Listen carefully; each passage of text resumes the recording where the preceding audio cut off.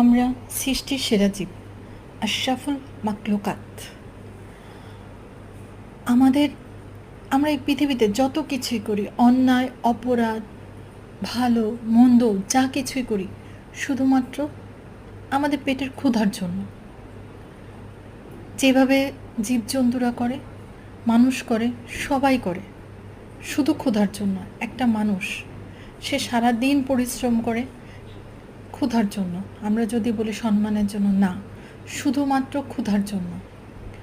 একটা প্রাণী, সে কিন্তু সারাক্ষণ খাবারের খোঁজ করে। সে কখনোই মান সম্মানের কথা চিন্তা করে না, সে ক্ষুধার জন্য করে। আর এই ক্ষুধার্ত অবস্থায় কেউ আমরা সম্মানের সাথে খাবার খেতে চাই, কেউ অসম্মানিত হয়ে খাবার খেতে চাই, কিন্তু সবারই লক্ষ্য থাকে খাবার। আমাদের সাথে জীবজন্তুর যেমন মিল, সেরকম মনুষ্যত্বর দিক থেকে আমরা সৃষ্টির সেরা। আমাদের মনের ভিতর থেকে ঘৃণিত মন মানসিকতা বের করে আমরা যখন সত্যিকারে মানুষ হতে পারবো, তখন আমরা বুঝতে পারবো যে শুধু আমরা ক্ষুধার জন্য না, আমাদের জীবনে কিছু চাহিদাও থাকবে।